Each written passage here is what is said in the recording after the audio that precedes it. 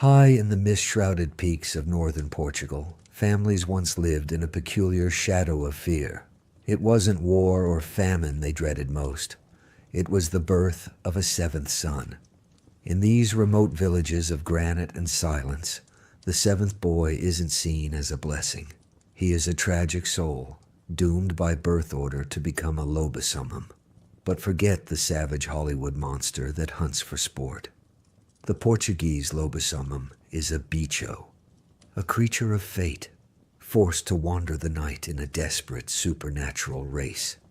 This is the real folklore of Trás-os-Montes, a legend where blood, religion, and the stars collide. I am Francisco, and this is Seven Hills Tales. Welcome to the fireside. Trás-os-Montes literally means the land beyond the mountains. For centuries, this was one of Europe's most isolated corners. In this harsh landscape of endless winters, the oral tradition was the only way to make sense of the world. The curse of the Lobisomem is a heavy burden. It's not a choice, but a biological sentence that falls upon the seventh consecutive son of a marriage. To avoid this, families developed desperate rituals. They would name the boy Bento, Blessed, or Custodio, Guardian, hoping the holy name would act as a shield. Some even forced the eldest brother to be the godfather, trying to create a spiritual bond that the curse couldn't break. But if these precautions failed, the boy's fate was sealed the moment he drew his first breath. But names and baptisms were often not enough. For the boy who carried the mark of the seven, there was a ticking clock inside his soul. As he reached the threshold of manhood, the whispers of the elders became a terrifying reality, because when the moon reaches its peak, the human heart can no longer contain the beast. As the boy grows, the shadow grows with him. The transformation usually begins at puberty, triggered by the full moon or the dreaded Friday the 13th. At the stroke of midnight, a restless urge takes over. The cursed man seeks out a deserted crossroads, the boundary between worlds.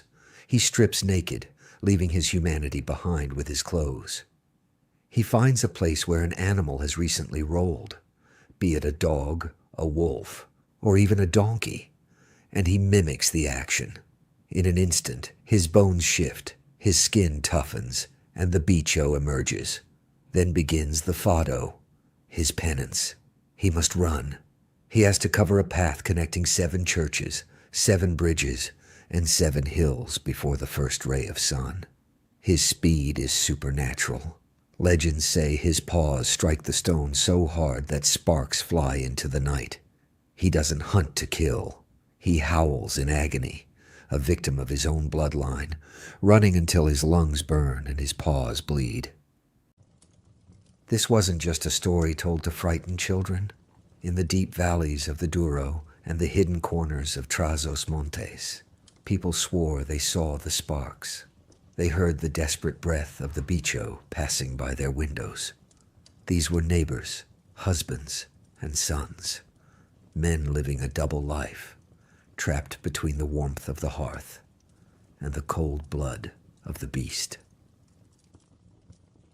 The stories of these encounters are etched into the stone of Portuguese villages. In the Douro Valley, they tell of a man who worked the vineyards by day but disappeared every full moon.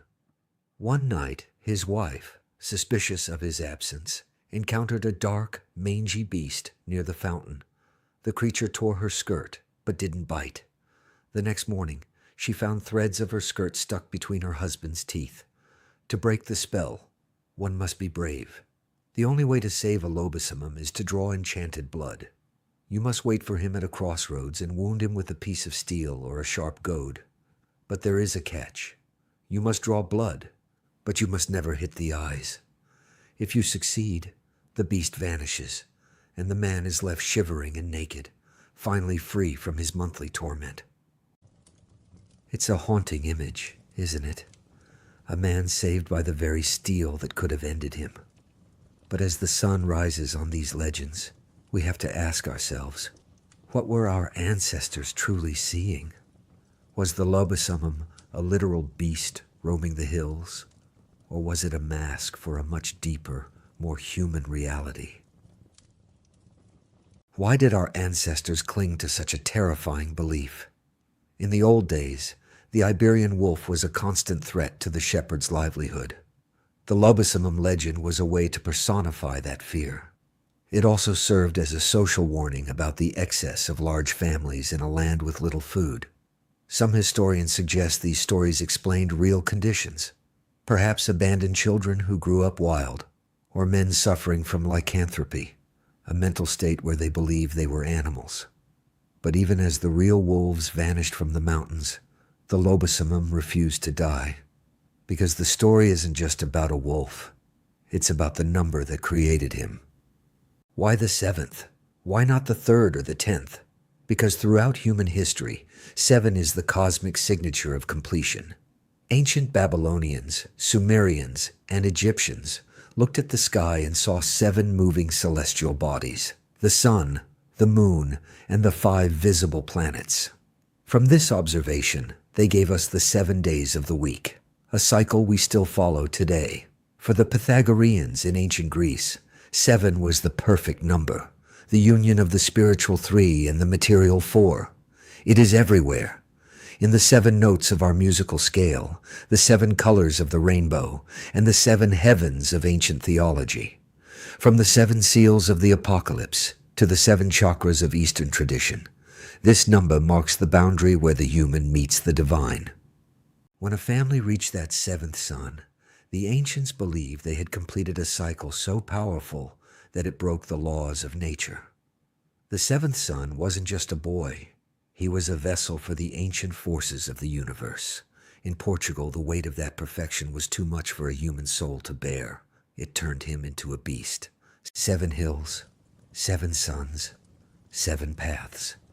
The number 7 is more than a coincidence. It is a boundary, a sacred geometry that defines the world around us and the very architecture of our mysteries.